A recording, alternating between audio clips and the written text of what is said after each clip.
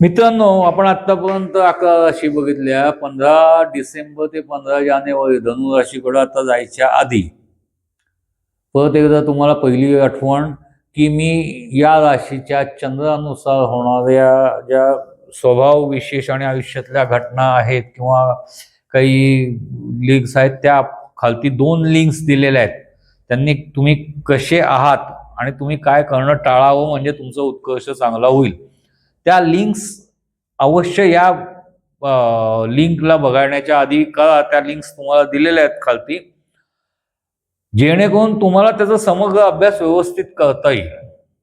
तर कसं आहे, एक लक्षात घ्या, आपण ज्या वेळेला 15 डिसेंबर ते 15 जानेवारी ही जी रास बघायला जातोय ती बेसिकली धनु रास येते. आपण धनु रास म्हणजे गुरु आणि इकडं रवी यांचा सहयोग बघणार आहोत. सूर्यमालिकेतली पहिली गुरुची रास धनु आहे आणि दुसरी मीनी, त्यामुळे अवखळपणा धनेकडे येतो. बुद्धिमत्ता प्रचंड आहे. आता ज्या वेळेला असलेली बुद्धिमत्ता सूर्यासारखा प्रखर कणखर ग्रह एकत्र येतो, त्यावेळेला त्या दोघांचं मिक्सचर कसं होईल विचार करा ना तुम्हीच. स्कॉच विथ द रॉक्स असं काहीतरी तो मिश्रण असतं. हे खरंच मी या लोकांचं प्रिडिक्शन करणं अवघड आहे, कारण हे अनप्रेडिक्टेबल जास्त असतात. कुठल्या वेळेला काय करतील यांची गॅरंटी देता येत नाही. बेसिकली यांचा गुरु असल्यामुळं सुदृढ शरीर, बसकी ठेंगणी वृत्ती म्हणजे प्रकृती असते. खूप वेळेला या लोकांचं जीवन थोडंफार संघर्षमय सापडतं. पण आपण जसं ह्याच्या मीनेच्या वेळेला आपण म्हणलो ना की चेहऱ्यात 100% काही वेगळं नसतं, पण जे काय असतं ते प्रमाणबद्ध असल्यामुळे 1000-100 जणात उठावदार चेहरा बनतो. तसं धनेचं नाही. धनेचं कसं आहे, धनु ही रास बुद्धीमुळे उठावदार जास्त दिसते. पण असं आहे का की ते कायम टॉपर्सच राहतात किंवा नंबर 1च जातात असं नाही. तारतम्य बुद्धी आणि तुमचं अकॅडमिक बुद्धी या 2 गोष्टींमध्ये फरक आहे. या 12 राशीमध्ये ही रास अशी एक आहे की जी थोडीशी समजूतदारही आहे आणि थोडीशी कठीणही आहे. हे समजूतदार अशा करता योग्य ठिकाणी ते समजून घेतात समोरच्या व्यक्तीला, पण जिथं स्वतःच चालवायचं आहे तिथं ही अतिशय रफ रास आहे. जे करून घ्यायचंय ते करून घेण्याच्या बाबत हे कुठेही मागं पुढं बघत नाहीत. स्वतःच्या हट्टानुसार स्वतःचं काम पूर्ण करून घेणारे आहेत. समजूतदार कशाला म्हणलो, तर समजूतदार अशा करता म्हणलो की जी समोरची परिस्थिती आहे ती परिस्थिती समजून उमजून वागणं आणि त्याप्रमाणे समोर अप्रोच होणं हे यांना चांगलं जमतं. बालवयात ही रास बऱ्यापैकी खोडकर असते, पण त्याच वेळेला त्या व्यक्तीची ठरलेल्या एम्सच्या दिशेनं वाटचालही चाललेली तुम्हाला दिसून येते. मुलाचे पाय पाळण्यात दिसतात म्हणाल ना, तर तुम्ही या व्यासच्या व्यक्तींच्यावर बोलू शकता एवढ्याच करता की हे धीटही असतात, घाबरटही असतात. म्हणजे जर समजा तुम्ही पहिले 2 आठवडे घेतले तर ते थोडे आपण म्हणू की थोडे धीट असतात, आणि शेवटच्या 2 आठवड्यांकडे जर गेलात म्हणजे साधारण आपण जर म्हणलं जानेवारीच्या महिन्यामध्ये जर तुम्ही गेलात तर ते थोडे घाबरटही असतात. हे अनोखं मिक्सचर, म्हणून मी तुम्हाला मागाशी म्हणलं scotch with rocks on the rocks असं काय तो शब्द आहे ना, तशापैकी ही लोक असतात. एखादं एम बांधून घेणे आणि त्यात यश मिळवणे हा त्यांचा नेहमीचा खेळ असतो. पण खूप वेळेला सेंटर पॉइंट बनण्यात यांना अट्रॅक्शन जास्त असतं. समोर काय घडतंय याच्यापेक्षा मी समोर काय घडवू शकतो याच्यात इंटरेस्ट जास्त असते. यांना प्रगल्भता म्हणाल तर भरपूर असते, पण तेवढाच बालिशही हे असतं. हट्टीपणा बऱ्यापैकी असतो. साधारण यांना पहिलं उत्कृष्ट म्हणजे चांगलं वर्ष म्हणाल ना तर 90वं वर्ष असतं. तिथून ते लिफ्ट घेतात. पण असं आपल्याला हे म्हणणं ते कारण विद्याभ्यासातलं असतं त्यामुळे आपल्याला त्याच्यातलं फारसं जाणीव होत नाही. पण जनरली त्यांची वयाच्या 18व्या 19व्या वर्षी खरी हे चालू होते. आणि साधारण वय म्हणजे ही एकमेव असे की जी 30ला सेटल असते. 30-31 नंतर त्यांचे इतर प्रोग्राम्स चालू झालेले असतात.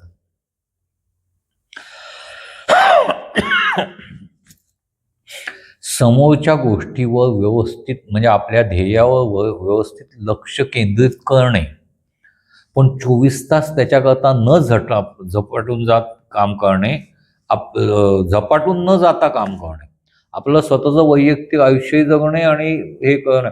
हे एक असं म्हणू आपण 2 प्रकारचे लोक असतात की एक रेसमध्ये उतरल्यासारखे पळत फुल स्पीडनी पळत सुटतात आणि डायरेक्ट मंजिलला जाऊन म्हणजे स्वतःच्या ध्येयावर जाऊन थांबतात. दुसरे असतात जे कुत्र्यासारखे धावत नाहीत, ते त्यांच्या संथ गतीनंच धावत राहतात. कारण धावताना इकडं काय चाललंय तिकडं काय चाललंय हे बघ, जगाचा आस्वाद घे, अमुक घे तमुक घे करत निवांतमध्ये जातात आणि स्वतःच्या ध्येयापर्यंत गेल्यावर उभ्या राहतात. दोघांनी ध्येय अचीव केलेली असतात, पण एकाने दुसरीकडं कुठेही न बघता पळत जाऊन स्वतःचं ध्येय पहिले अचीव केलेलं असतं. दुसऱ्याने कुठलीही गडबड न करता व्यवस्थित आयुष्य जगत जगत जगत ध्येयापर्यंत जाऊन ध्येय योग्य त्या वेळेत अचीव करू. म्हणजे दोघांच्या वेळा चुकतात का नाही, दोघे योग्य वेळेतच पोहोचतात. कुणाला काय पसंत पडेल ते मी नाही सांगू शकत. धनेची ही स्टाईल आहे एवढंच मी सांगू शकतो. हा एक आहे विलासी रास आहे, म्हणजे बौद्धिक क्षमता रवीसारख्या ग्रहाचं अनुग्रह हे असताना देखील तशी विलासी रास असल्यामुळं कचकच करणे किंवा एखाद्या ध्येयाने झपाटून जाणे, एखाद्या गोष्टीकरता वेडं होणं हे या लोकांना जमत नाही. सगळं आयुष्य उपभोगत उपभोगत उपभोगत हे पुढं जातं आणि आपल्या ध्येयाला पोचतात. आता एवढं सगळं सांगितल्यानंतर त्यांच्या उत्तर आयुष्याबद्दल सांगायची काही गरज जात नाही. ते त्यांच्या पद्धतीनं जगतच असतात आणि एन्जॉयच करत असतात. आपण एक म्हणू शकू किंवा सूर्यमालिकेच्या संपूर्ण आपण याच्यात जर हे केले तर कमीत कमी व्याधी असलेले जर असं असेल तर ही हा कालावधी. ज्या वेळेला आपण जर तसं म्हणायला गेलो ना तर पाश्चात्यांच्यात थंडी चालू असते, बर्फ पडत असतो आणि एक प्रकारचं ते हीटर लावून एन्जॉय करत असतात. मग ख्रिसमसही त्यात येतो, त्यांचे एन्जॉयमेंटचे हे त्यात येतात, सुट्ट्या जास्त असतात. आणि इकडं आपल्या पौर्वात्यात गेलं तर त्यावेळेला बऱ्यापैकी थंडीचा सीझन असतो, पानगळ सुरू झालेली असते, कामाची शांतता असते आणि एक आपण त्याला म्हणतो ना बोचरी थंडी पण एक सुखद गारवा अशा प्रकारचं हे असतं. जनरली अशा वेळेला आपण सकाळी 6ला पळण्यापेक्षा सकाळी 10-10:30च्या उन्हात सहज टहलायला किंवा हिंडायला जायला आपल्याला आवडत असतं. तो जो एक मोसम असतो तो बहारदार असतो. त्या प्रकारचं यांचं लाईफस्टाईल असते असं गृहीत धरायला हरकत नाही आणि ते त्या पद्धतीनं जगतातही. खूप वेळा त्यांच्या अचिव्हमेंट्स त्यांच्या पद्धतीनं त्यांना मिळवता आलेल्या असतात. पण एक हे थोडी खुश राहणारी रासही, कसंही असो मी आनंदात आहे अशा पद्धतीची रास आहे. वार्धक्य यांचं उत्तम जात असतं. बघा मित्रांनो, आधी आपण चंद्र राशीवर बोललो, आता आपण सूर्य राशीवरचं पूर्ण केलं. जनरल आपल्या ह्याच्यातनं मकर संक्रांतीपासून सुरुवात करतात, त्यामुळे आपण मकरेपासून सुरुवात केली, धनेला एंड केला.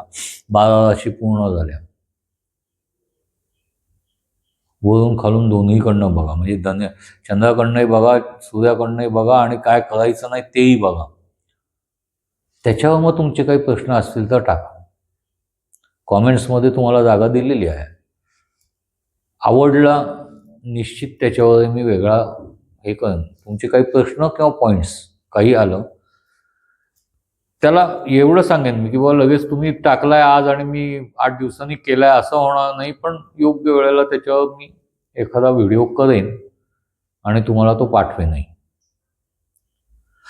आतापर्यंत जसे तुम्ही प्रेम करत आला तसंच प्रेम करत राहा. लाईक, शेअर, सबस्क्राईब, कॉमेंट करा, आणि माझे व्हिडिओ सगळ्यात पहिले तुमच्याकडं पोहोचण्याकरता बेल आयकॉनही दाबा. भस्कन येऊन जाते. मी इकडं टाकला की तिकडं तुमच्याकडं बघा. पटलं तर का. धन्यवाद.